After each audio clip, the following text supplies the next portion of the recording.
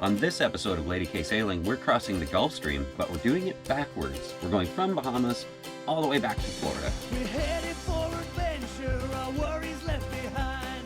Taken to the water, fun rising like the tide. With open skies above us, we'll be running side by side. Come on and weigh the anchor, we're casting off the line. We're about the destination, the journey is divine.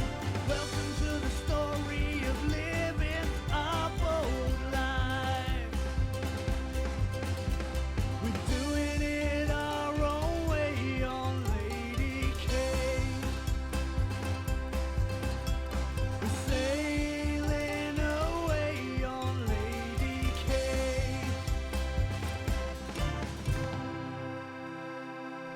We've been bringing you footage from the Bahamas for months and months now, and it's been awesome. But as it is with life, all good things must come to an end. Hurricane season is coming up pretty quick, and it's going to hit the Bahamas in a few months, so we definitely won't be here.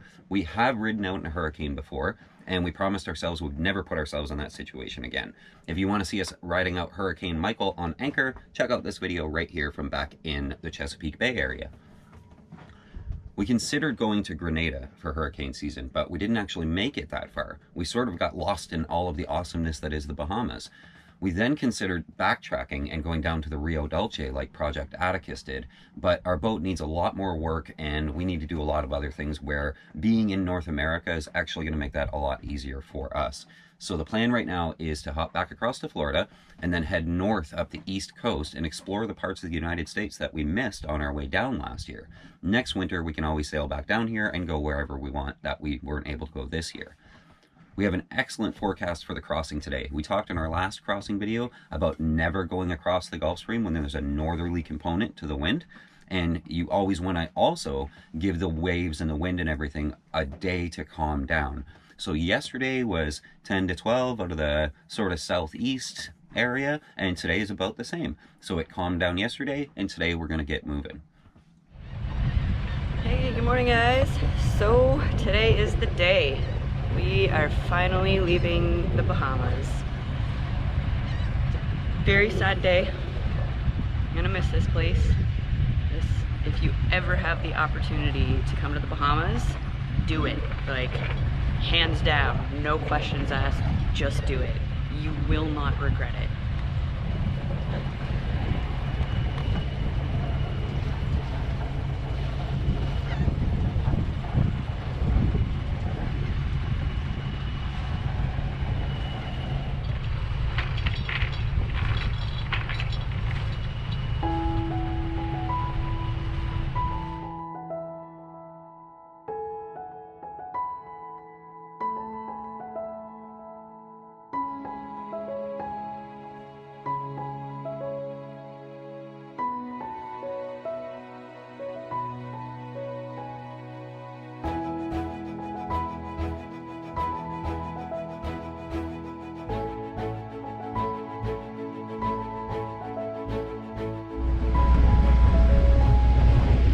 Just approaching our green marker that isn't really there. I'll show you.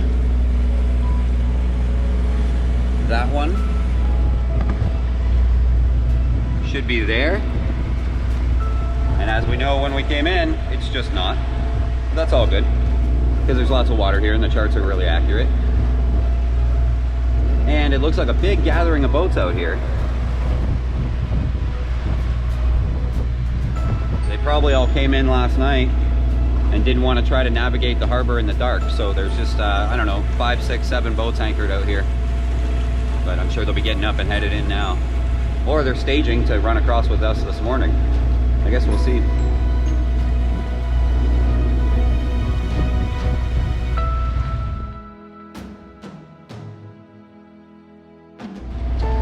All right, so we've cleared the Bimini Channel and we are headed straight out into the ocean directly at Miami.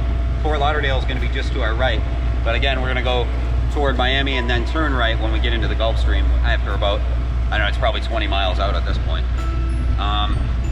Yeah, we're going to run the jib. We've got a little bit of wind on the beam, so the jib will probably help stabilize us against the waves if nothing else. but it might buy us half a knot or so.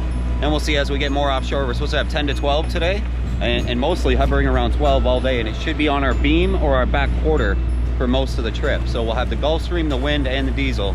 We should be rocking. This was a pretty emotional time for us. We remember our crossing from Florida last year and how we both teared up when we saw the amazing blue water for the first time.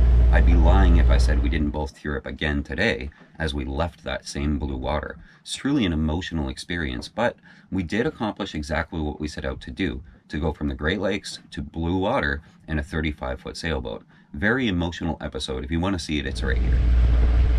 Okay, so we're about 8 miles off the coast of Bimini, and noticed our speed start to increase. We were doing 5.5, and then all of a sudden we're doing 6.2, 6.3. So I turned our right turn toward Fort Lauderdale, and now we're in the 7s, 7.4, 6.8. So we have just started to get into the Gulf Stream a little bit. I thought it was way more offshore than 8 miles, but it's here, and we're starting to move a lot faster now. It's good. The only downside to it is it puts the waves on our back corner, so we're gonna be a bit rolly all day. And the autopilot was really stressing to keep up with it because of the rollers, so probably gonna have to hand steer for a while, but we'll see. See what happens.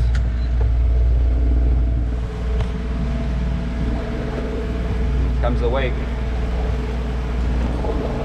Oh, freighter wake.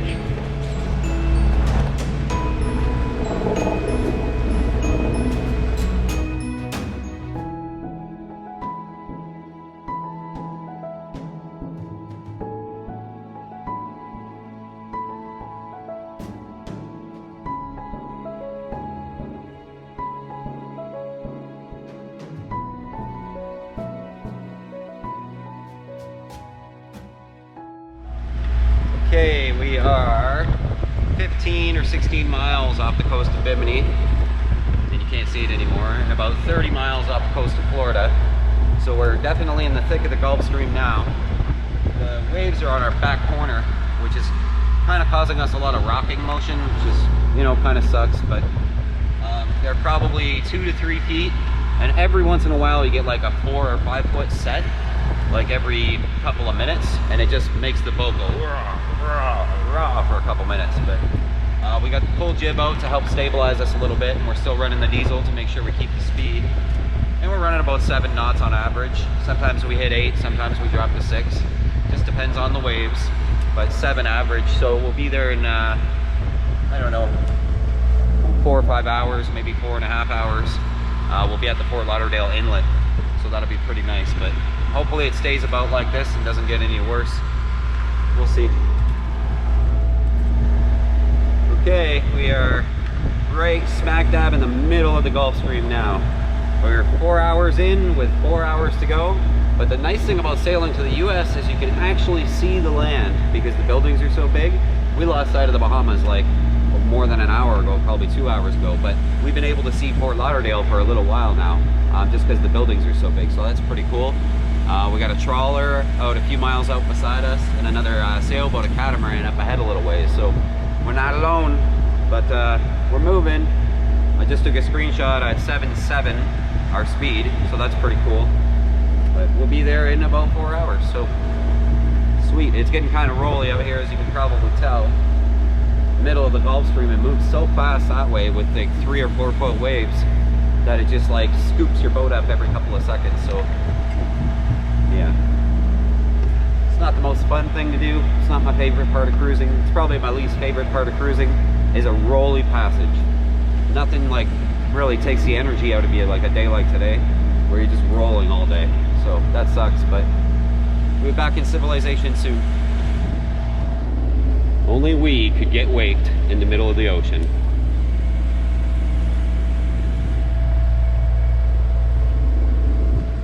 We actually had to deviate course for this guy. He's coming straight at us, so I went hard right to get away from him. And he started to come up again. So we're gonna hit his big wake no matter what we do.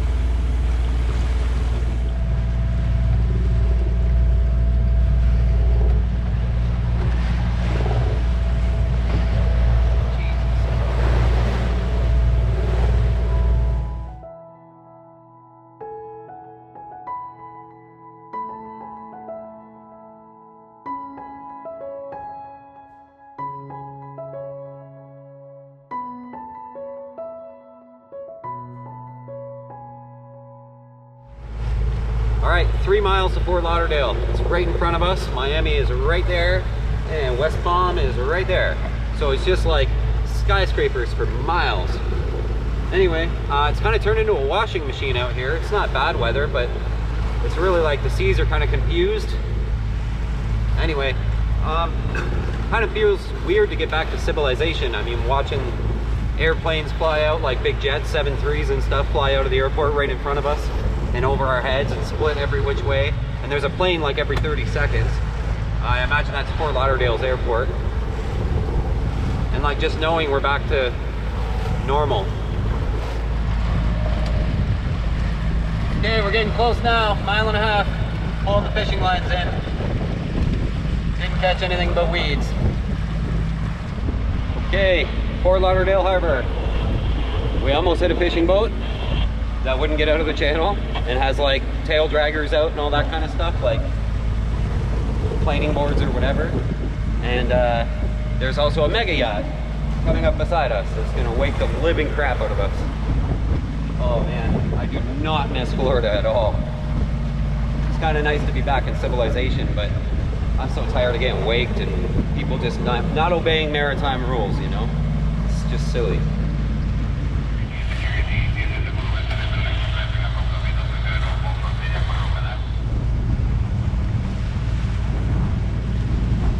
We're coming up to one of those bridges that opens, but there's a fine if you ask them to open and you didn't need it to open. And I think it's charted to be 55 feet, and I believe we need 53. So, let's see.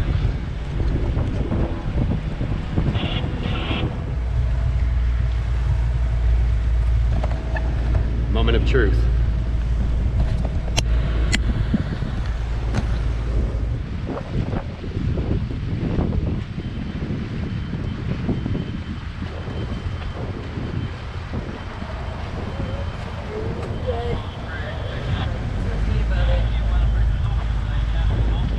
No. It's right there.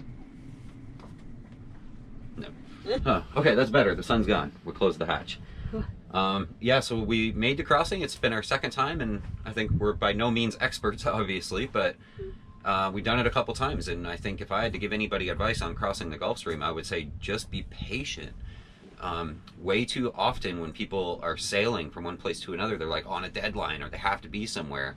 Crossing the Gulf Stream is really no joke. It can get really wild out there. So don't cross on a deadline. Cross with the weather. The weather has to be your deadline. And as we said before, give it a day to calm down. If there's been any northerly winds, give it a day to calm down and go on day 2. You can go on day 1, you'll just have a rougher ride. So we always just go on day 2 of like a southerly, southeast kind of thing, and no problem. So that's, yeah, you can cross in anything too, because our friend Wes crossed on the same day in a 26-foot boat by himself. So which boat can cross? Anything. There was jet skis over there that had extra fuel tanks on the back, and they cross it every day. So, I mean, jet skis. So, pretty cool. Can be done. Yep. By anyone. Can be done. Are you happy you're back in civilization? For convenience sake, yes. Other than that, I want to go back to the Bahamas. Yeah, I do too. I wish hurricane season wasn't a thing. Yeah, that'd be nice. Yeah.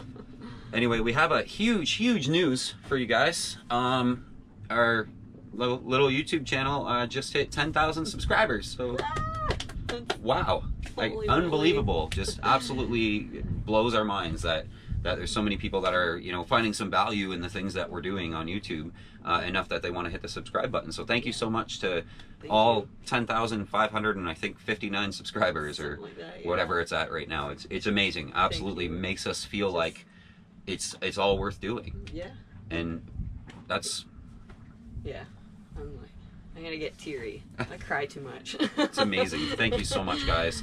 If you do like our videos and they do bring some value to the things you're looking for on YouTube or about sailing, please hit the subscribe button. That's what makes us keep going, knowing that you guys want to see it. We got a couple new patrons last week. New patrons. So Dale, Charles, and Jim, thank you guys so much. Again, it's people like you that help keep this train rolling, I guess. Yeah, patrons put diesel in the tank and beer in the fridge and food, and it just, you know, it makes everything so much easier for us to keep going. Yeah. And then also, now that we got back to the States, there's been a few people who have asked if they could ship us things. And we were like, well, yeah, we do need a few things, but we don't have an address. So I want to thank our friends Al and Margie. We met them back home, and they live in Florida now. But they allowed us to use their address, and people shipped us things, and we had a wish list on Amazon. And my mom and Carrie and Jennifer and a few people, you know, ordered things on Amazon and shipped them to our friends Al and Margie in Florida. So thank you to my mom, to Bill, who sent the shirts. Yeah, Bill sent me a whole bunch of new Hawaiian shirts. I love it. They're awesome. Thank you. Jody, you got a new bracelet and a little something else just to add some fire in my life, I guess. and then Jack sent us these. These weren't even on our wish list, but this is a solar power brick. Like, you can plug a USB cord and charge your phone with it, like the one you would carry around if you're going on a long trip or something. But it's also a big solar panel on the top. So when it's empty, you can actually just set it out and it'll recharge itself. Yeah, very cool. Yeah, and we were actually using it the other day. We were sitting at the table and with the phone plugged into it, and the solar was going into this and then right into the phone. So the phone will charge all day long. So these are very cool. Thank you, Jack.